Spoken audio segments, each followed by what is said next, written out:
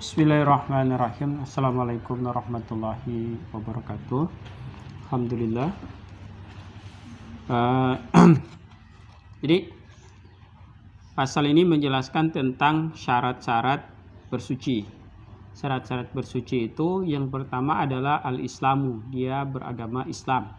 Jadi seorang kafir kalau dia mandi junub berwudu itu tidak sah. Kemudian tamiz, yaitu dia harus pintar. Pintar itu maksudnya orang yang sudah bisa membedakan mana baik dan mana buruk. Kemudian wa adamul mani'i, tidak ada penghalang minal wusulil ma'i ilal maksul, tidak ada cat yang menghalanginya atau tinta yang tebal atau getah yang menghalangi air kena ke kulit. Kemudian wasailanu, dan mengalirkan airnya harus mengalir, bukan uap. Wala yakunal ma'u mutahhirun, dan airnya harus airnya harus dapat mensucikan. Airnya yaitu air yang mutlak, kembali ke fasal air yang mutlak, air yang bukan air mustakmal, bukan air yang bercampur dengan benda suci, tapi dia air mutlak. Selanjutnya bi'ala yuslaba ismuhu bi mukhalati tahirin. Kemudian harus tidak ada yang merusak terhadap nama air seperti dia bercampur dengan benda suci. Misalnya nama air itu tidak berubah menjadi air teh sebab bercampur dengan teh. Tidak berubah menjadi air bunga mawar karena bercampur dengan bunga mawar. Yastagni, yang tidak butuh al-mau air anhu pada itu benda suci. Wa ala yatagoyyara binajasin. Kemudian dia tidak boleh berubah sebab jatuhnya najis. Gitu, wala tagoyaron yasiron, sekalipun berubah dengan sedikit. Ingkana al-ma'u dunakulataini, jika airnya itu kurang dari 2 kula. Kalau dia kurang dari 2 kula, maka dia tidak membutuhkan indikator perubahan.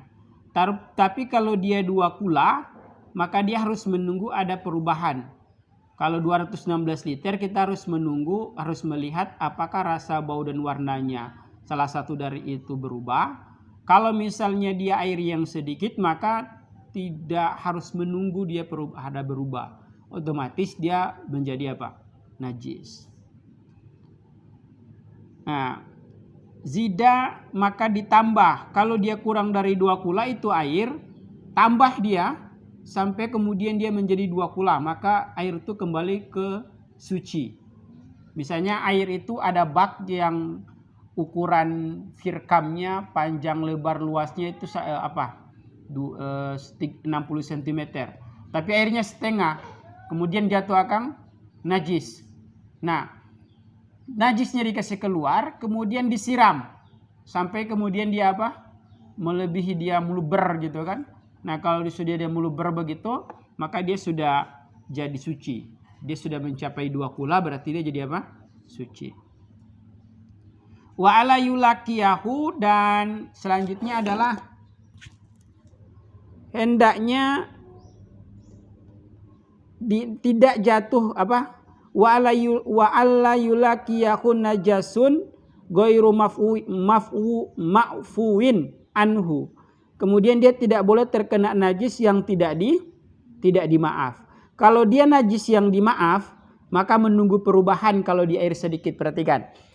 Misalnya ada air sedikit, kurang dari 2 kula. Kemudian jatuh najis yang dimaaf. Najis yang dimaaf itu misalnya hewan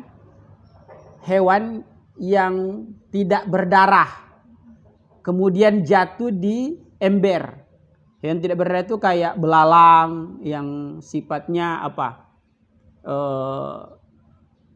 serangga atau cecak. Kalau dia jatuh di ember, itu kan najis yang dimaaf. Dia jatuh di ember, maka menunggu perubahan. Kalau dia ada perubahan, ada bau, rasa dan warna jadi bau belalang, bau cecak, maka air yang sedikit itu jadi najis. Tapi kalau tidak ada perubahan najis yang dimaaf itu jatuh di air kemudian tidak membuat perubahan terhadap air, maka air tersebut dia apa? Suci. Dihukumi apa? Suci. Tapi kalau dia jatuh najis yang tidak dimaaf, misalnya darah yang sedikit itu di air tidak dimaaf, atau ada tikus yang mati jatuh di apa? Di air yang sedikit, maka tidak menunggu perubahan warna, bau dan rasa. Itu kalau najis yang tidak dimaaf yang jatuh di air yang sedikit. Kalau najis yang dimaaf jatuh di air yang sedikit, maka tunggu apa? Perubahan. Ngerti? Ya. Tapi kalau najis yang tidak dimaaf jatuh di air yang 2 kula, maka menunggu dan rasa berubah jadi najis, begitu. Pintar. Selanjutnya, wa alastumila fi raf'il hadasi au izalatin najasi. Kemudian air itu tidak digunakan untuk menghilangkan hadas dan menghilangkan najis. Gitu. Bukan air yang bekas pakai wudu, bukan air yang bekas pakai cebok. Kemudian dipakai lagi buat wudu atau dipakai lagi buat cebok. Bukan air yang itu. Air harus air mutlak. Wa man lam yajid al-ma'a au kana yaduruhu al-ma'u tayammama. Kalau seorang itu tidak menemukan air atau ada air tapi air itu memadaratkan bagi dirinya, jadi demam dia karena menggunakan air, maka dia harus tayamum. Sesudah ba'da dukhulil waqti wa zawalin najasi wa ma'rifatil kiblati. Setelah masuk waktu, setelah menghilangkan hadas, setelah mengetahui arah kiblat, kemudian dia bertayamum menggunakan turab khalisin, menggunakan debu atau bertayamum dengan debu yang murni, tahirin yang suci. Yang mana debu itu, tanah itu lahun gubarun, yaitu mempunyai debu yang halus. Di mana cara tayamumnya? Fil wajhi, di wajah, wal yadaini, dan kepada 2 tangan. Yuratibuhuma, kemudian menertibkan dia kepada keduanya. Bidorbata, ini dengan 2 kali usapan. Biniyati istibahati fardhi sholati, dengan niat diperbolehkannya untuk melaksanakan sholat. Ma'an nakli, di saat memindahkan debu, wa mashil awalil wajhi, dan di saat membasuh awal wajah. Demikianlah Allah alam.